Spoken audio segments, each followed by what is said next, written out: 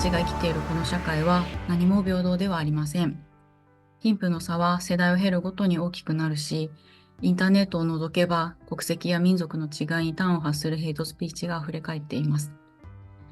すべての問題を一気に解決することは難しいかもしれませんが、結婚をして愛する人と生きていきたいという思いすら無視するこの社会が人を大切にする社会であるとは思えないでいます。私自身は同性のパートナーがおりまして、すでに14年共に生活を送っております。また、いろんな意味で、これから先も一緒にいるだろうというふうに思っておりますので、結婚すると法的婚姻関係というのはとても重要になってくると感じています。当然ながら老後を迎えるにあたっていろんな制度における使えないものっていうのがたくさん出てくるでしょうし、今不安なのは共に暮らしている生活をしている自宅ですね。自宅を失うのではないかだったりとか、そういうものの不安もあります。男女の法的婚姻関係のある世界と私たちの法的婚姻関係のない世界では、同じ暮らしをしていても全く違うものなんだというふうに実感することが多々あります。僕はトランス男性なんですけれども、戸籍の性別は書き換わっていませんので、愛する人と結婚ができません。今、例えば急に僕が事故や病気で死んだとき、愛する人には何も残してあげることもできませんし、パートナーは配偶者であれば当たり前にある権利がないまま死に別れることになります。それは僕に限らず LGBTQ 当事者の全ての人に言えることだと思います。実際に実現されることなくこの世を去った当事者カップルはたくさんおられましたし、今もいます。これからの未来を生きていく若者に、僕たちと同じような思いをさせたくありません。なので結婚の平等は実現しないといけないと考えています。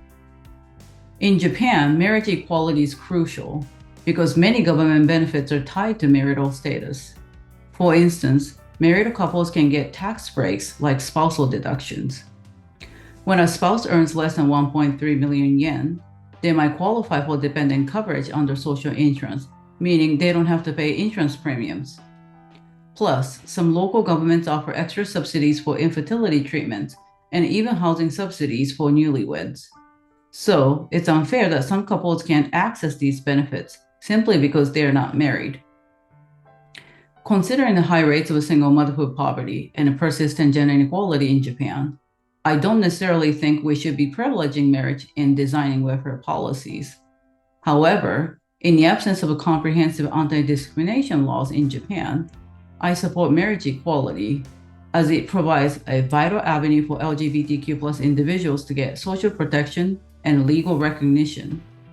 Marriage equality matters because it bestows recognition, rights, and respect on LGBTQI couples and families. I know from my own experience that although I'd been with my partner for a decade, after we were married, we received just a different level of respect, even from our most intimate family members and loved ones. And one thing that we've seen in Taiwan, Nepal, and most recently Thailand is that when marriage equality is the law of the land, it makes society stronger, families closer, and everybody thrives. 自分自身がノンバイナリーでアセクシュアルで、でもそういうふうに自分自身のことを言葉で表現できるようになったのも30歳超えてからかなって思うんです。ずっとシスヘテロでいられない何かとして自分をこう捉えていて、そういう言葉ですら表現できない時もあって、自分が普通の人でいられないっていうことがすごく劣等感になってたんですね。普通の人が普通にできることができない。自分は何か足りない。人間として大事なものが抜け落ちてる存在なんだと思っていて。だから、実はそうじゃないんだよ。いろんな性のあり方の人がこの社会にいるんだよっていうことが当たり前になってほしいと思っていて、婚姻制度からシスヘテロの男女のカップル以外のカップルが排除されてるっていう問題を解決していくっていうのは、この社会にいろんな人が生きてるっていうことを社会が受け止めていくための一つのステップだと思ってます。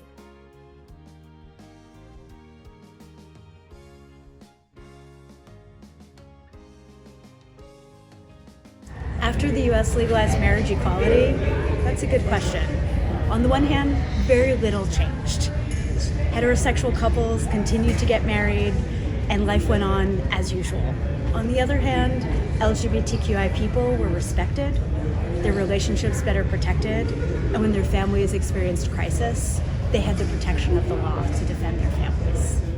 When gay marriage was first legalized in the US, I remember great celebration from activists and queer folk of all sorts, but I also remember great concern from those who feared that kind of our wholesome Christian values were being threatened. I remember thinking, okay, cool. But at the time, the decision really didn't greatly affect my life. I was not aware of my own multisexual identity, was certainly not open about that. But 9 years later, now, I recognize that I've had the privilege of coming to understand my queerness and my identities in the years since 2015. How I got to explore that much more openly in a society that was more and more aware of, acknowledging of, celebratory of lots of kinds of diversity, of families, of committed relationships. And I want that kind of freedom for others. I know that this part of myself has opened up so much inner space, so much wisdom, so much knowing, and I want that for more people. I want that for the world, and the world needs it. Yeah, I come from like a not that super friendly LGBTQ country, so it was a huge relief for me to be like able to have marriage equality, at least in the country that I'm currently present, and just have the options to be married to whoever I want and not really think about what the consequences of that is going to be recognized wherever I go. I mean, we are lucky to be in New York City, but it is definitely not the same. It comes to other states. Especially we in live the in a South. very especially in the South. We live a very open life in New York, where being like a lesbian married couple is It's just normal. it's normal. It's Yeah. regular. It's day to day. Yeah. But In the there- rural areas of yeah. America, yeah, you definitely stick out, and you probably get weird looks, you know. And the story that I'd like to share about this is, unfortunately, 4 years ago, my husband died very unexpectedly. We had just celebrated our 32nd anniversary as a couple. After his death, when I went through the process of notifying banks, insurance companies, everything that I needed to do to set the record straight, when I said my husband died, people's reaction was immediate. People at the bank offered me comfort. People at financial institutions and insurance companies asked if I was doing okay. They understood on a personal level what it meant to lose a spouse.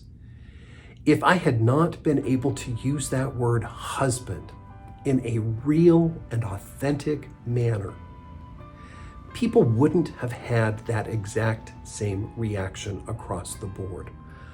So something remarkable occurred when marriage equality was established nationwide in the United States, and that was the rate of attempted suicides for LGBT kids. It went down because people got that message.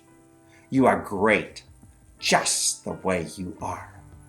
You don't need to change yourself because you are a loving, wonderful human being as an LGBT person. So this was very, very encouraging for us.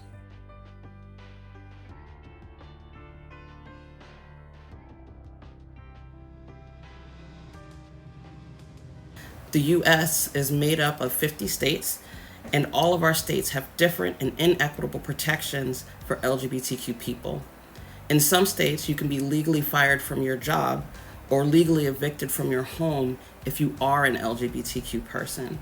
For For safety, there are a lot of LGBTQ people who choose not to display themselves or their relationships.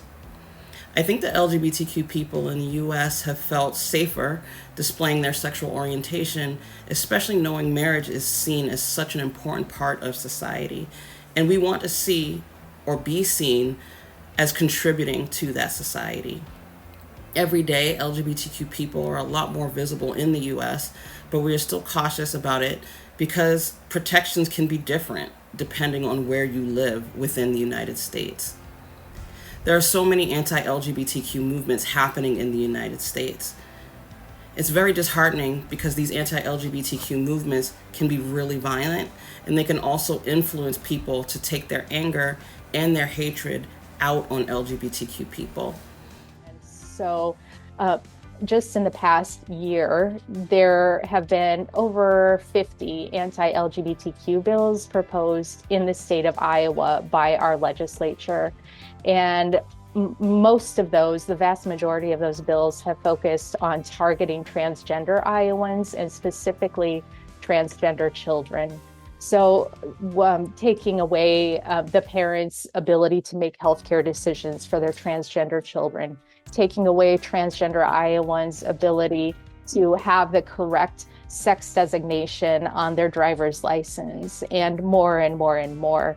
So I see that the current anti-LGBTQ movement is really targeting transgender individuals, and that's a small community, and that community needs numbers. So the gay and lesbian and bisexual community is a small community, right? The transgender community is even smaller.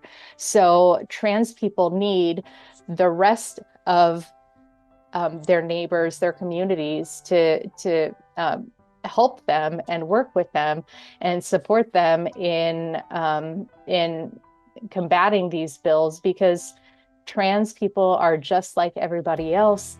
They're people who just want to live their lives, and they should be able to do so safely. They should be able to experience joy. They should have the right to marry. They should have the right to live with their friends, live with their families, and do things that make them happy, just like the rest of us can, without being impeded by the laws. 一番今問題になっているのはトランスジェンダーコミュニティに対する差別偏見だと思います。ある州によってはそういうホルモン療法とか、ジェンダークリニックみたいなものを開催してはいけない。そういう商売はダメだ。で、そういうところに受診をするといけない。で、もし未成年者がそうすると親が罰せられるというような法律を作っている州もあります。社会的な反対勢力との戦いっていうのもありますが、コミュニティ、トランスジェンダーのコミュニティがあるとするならば、その人たちが抱えているいろんな問題をコミュニティの中でそれをきちんと取り上げて、コミュニティの中で解決策を見つけていくっていう動き。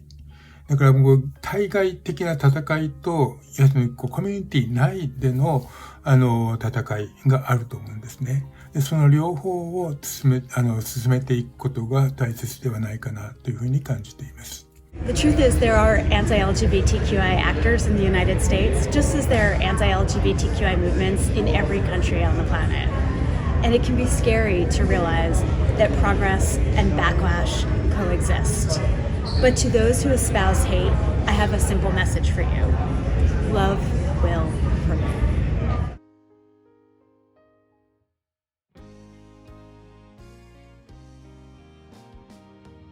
今同性婚についていろいろなメディアが世論調査等をしてるんですけれども、その調査の結果を見ると7割の人が同性婚に賛成しているっていう現状があります。で、また実際に同性婚ができないことによって様々な困りごとがあるっていったこともいろいろなところから発信されています。にもかかわらずやっぱり国会が動かないっていうのは国民のやっぱり苦しみに寄り添っていないっていう点でとても怠慢なことだというふうに考えています。で、じゃあどうして国会が動かないのかっていうことなんですけれども、私自身が思うのは日本の伝統的な家族にこだわっている人たちが多くて、同性婚を認めると日本の伝統的な家族っていうのが壊れてしまうっていうふうに考えているからだというふうに思います。ただこれ名古屋地裁のこの結婚の自由をすべての人に訴訟の判決にも書かれているんですけれども、じゃあ実際に同性婚が認められたら伝統的な家族っていうのが壊れてしまうのかっていうと、そんなことはないと思うんですね。伝統的な家族、いわゆる伝統的な家族っていうのを守りたい人と、じゃあ同性と法制度の下で守られて一緒に暮らしていきたいっていう人は共存できるはずだっていうふうに名古屋地裁の判決でも書かれているんですけれども、そういったことがですね、可能であるっていうふうに私は思っているので、伝統的な家族を守るっていったことをですね、理由にして同性婚を認めないっていう現状っていうのは早く変わっていってほしいなと思います。で、またこの伝統的な家族を守るっていう考え方っていうのは、例えば選択的夫婦別姓制度とか、あるいは国会議員における女性の割合を増やすためのクォーター制とか、そういったですね、ジェンダー平等の施策を妨げることにもつながっていると思うんですね。そのように考えると、結婚の平等がですね、認められるっていうことは、日本がですね、ジェンダー平等な社会に一歩近づくっていうことだと思います。G7 の中で日本がですね、最もジェンダー平等とか性的マイノリティの取り組みっていうのが遅れている国なんですけれども、こういう状況っていうのをやっぱり変えていくためにも、結婚の平等っていうのがですね、実現することが必要だと思います。We want to join the family. We want to be part of our families. We want to bring our families together. We want to respect the traditions and the strengths that come with being part of the larger community. Gay people in Japan don't want to be pushed outside, to be treated separately or less, and not be able to participate in the respect and dignity and opportunity to join that marriage brings. Gay people want the protections that come with marriage for themselves, for their loved ones, for their children, and for their larger family. The parents of gay children want to be able to dance at their children's weddings. They want to be able to celebrate the joys and the challenges that come with family life. And gay people in Japan are already doing the hard work of marriage, taking care of families, taking care of aging parents, taking care of children, taking care of each other. It is important for societies like Japan to end discrimination, not only for these couples and their families, but because ending exclusion, bringing people in, helps create a more respectful, stronger, united society that can look forward to the future, economically, politically, culturally, and in the general strength that helps us get through life with all its ups and downs. Gay people, like non-gay people, in Japan as elsewhere, dream of love, dream of inclusion, dream of participation, dream of contribution.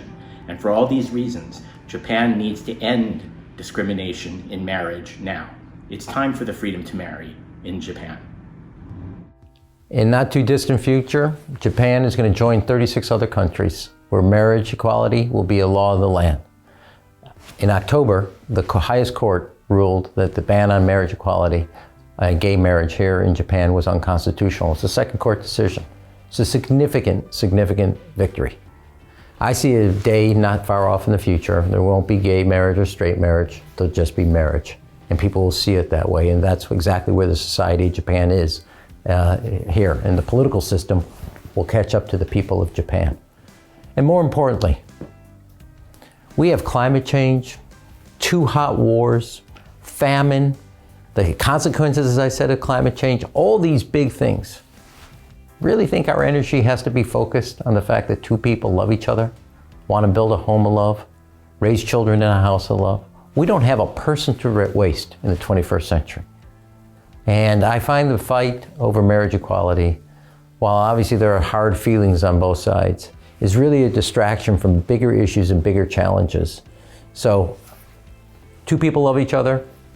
We should actually embrace that and encourage it. The fact is, in the not too distant future, the long march that Japan's been on is going to see fruition, where in fact the court is going to make a decision.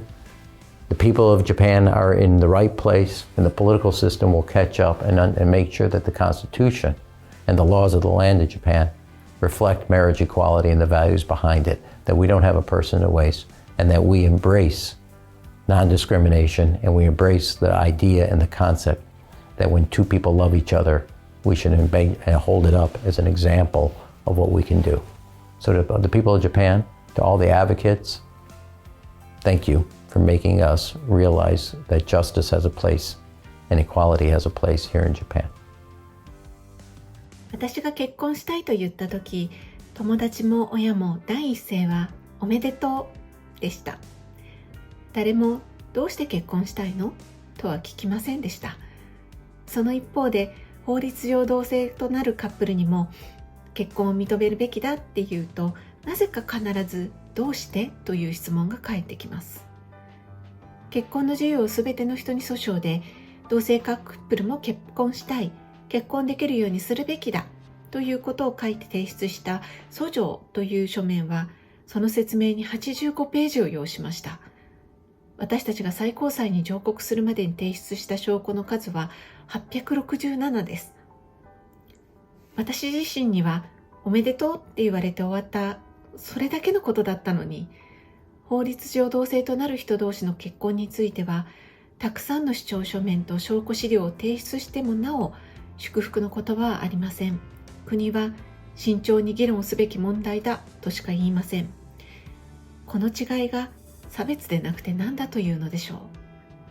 同性カップルとかそういう、結婚っていうものだけにかかわらず、そういう一つの要は平等っていうのが実現することによって風通しのいい社会になると思うんですね。それは性の問題だけじゃなくてですね。なのでそういう大きくその仕組みが変わったりとか、大きく客観的な何かが変わるわけではないんだけれども、ただそこに生きる人たちにとっての心ですよね。っていう意味では生きやすい世の中になるっていうのはそこも間違いないと思うので、そういうなんていうんですかね、当事者も含めて全ての人にとってやっぱり生きやすい世の中につながるというふうには思います。